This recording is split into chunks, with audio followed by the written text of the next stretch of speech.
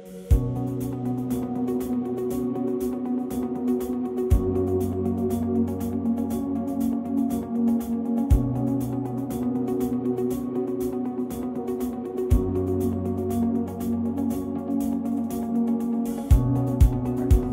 my name is Matthew Corin. I am Senior Vice President of Menswear at Michael Kors.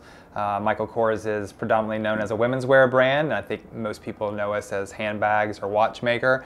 And we are now really making a much bigger push for menswear globally, hence the reason why I'm here, and I've been with the company for just over a year. What I'm most excited about is the fact that as a company we are now really putting more effort behind the men's business, because up until now, again, it's only really been women's focus. But John Idle, who's CEO of the company, and Michael Kors himself, the head of design, understand that in order for us to grow to a $7 billion business, we'll end up at $4 billion this year, we need to have a bigger men's component. So that's exciting to me because as a company we're now investing. That happens through product, that happens through resources, but it also happens for marketing, whether it's digital marketing, print marketing. So you're going to see a much bigger footprint of Michael Kors menswear in the marketplace. So that excites me because the customers are going to recognize that we're in the men's business. Now it's my job to make sure that the products that they discover when they come into, whether that's a brick and mortar store, our own, a wholesale customer, or online, that they find the products that they think reflect the brand and that will excite them and ultimately bring us revenue.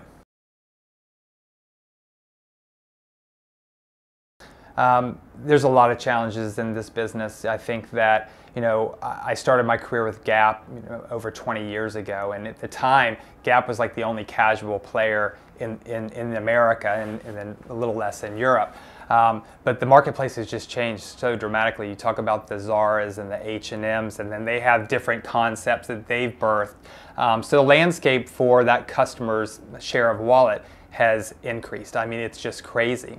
And unfortunately, because of that, those lower price points entering the marketplace, it's driven to a very promotional environment, which is very, very difficult. So in the end, the only thing you can rely on is your brand, because somebody can always find it cheaper, they can always get it faster, but what you want to make sure you protect is your brand, because that's the difference between shopping at Target and shopping at Michael Kors. And that's really our challenge, is to make sure that we protect our brand, where we sell our brand, who we sell our brand to, is super important, because if we let it get too far spread and we don't have controls on where the product goes, or the quality or the price, people will start not wanting to pay for it. We've got a great brand, we've got to protect that brand.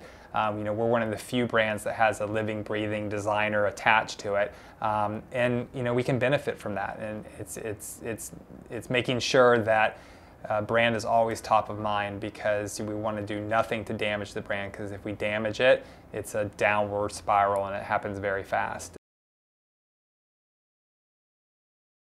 It's obviously a huge strategy for 2015 as well, is our beginning stages of growing owned retail. So we'll have a couple of additional locations that will be opening up in North America, and then we're also looking for locations in Europe. But we're going to move slowly. Again, like I said earlier, it's about getting the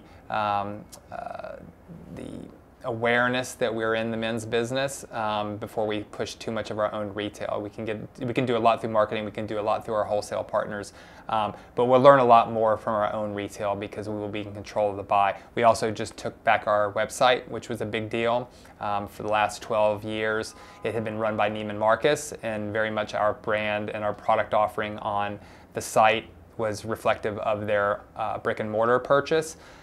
We've now taken that back in-house effective this September, so all of the buys, all of the marketing, all of the assets we have online are generated in-house now. And we're seeing great results of that, because in menswear alone, I think we probably had 30 to 35 SKUs of men's product when we were with Neiman Marcus, and that has now more than quadrupled. We have 150 styles that we're able to share with the customers online. We're doing lookbooks, we're having assets that we can then use for direct mail pieces, and we're becoming much more dynamic and getting much better insight into what our customer desires, because we have now taken that back in-house. Yeah, it's funny. I was talking to Sebastian because he came in and did a presentation for me, just talking about some of the things that technology out there, whether it's the lighting, the mood lighting, which he talked to me about recently, that you guys are working with Philips on, which sounds phenomenal. I mean, I want to have a blue house because I'm like fascinated with blue. So I don't know what that would mean for my personality, and whether blue is a good thing or if it's going to make me like not be able to sleep or not be nice to my children. I'm not sure. But that whole idea of bringing the outside world inside, I think is spectacular. And I think that retail could definitely benefit from that. I think it's funny because I know that you guys are doing some work with Benjamin Moore now, and I was like, well, if you have all this color lighting, isn't that counter to wanting paint on your walls? So you can just flip a switch or iPad the color scheme in your home, which seems like phenomenal. But some of these like three-way mirrors or mirrors that allow you to try on different clothing, I think we are doing some testing with that in some of our retail stores. I think that our connection with consumers through digital marketing and getting feedback from them, seeing how they take that information and take it to brick and mortar. It's allowing us to understand the customer more, but technology is huge. I mean, I'm not sure what percentage of our business is being purchased through mobile devices, but it's definitely the future. I mean, I can't remember a time where my wife actually went into a physical store and bought something. It's like, the only time you need to go there is if you have to return it, but 9 times out of 10 you can return via post. So that is driving unique challenges for stores, that you've got to get them in there, and they'd much rather just shop online if they could. So you're seeing mall traffic decline, you're seeing the brick and mortar traffic decline. So you've got to figure out innovative ways to get people in your store, so that in-store experience, something that's very unique, is key. So if you can do special lighting, if you can do those special mirrors, there's a reason for that customer to come. And there's always going to be the customer that doesn't trust the internet, and they're like, I'm not going to give my credit card, no way.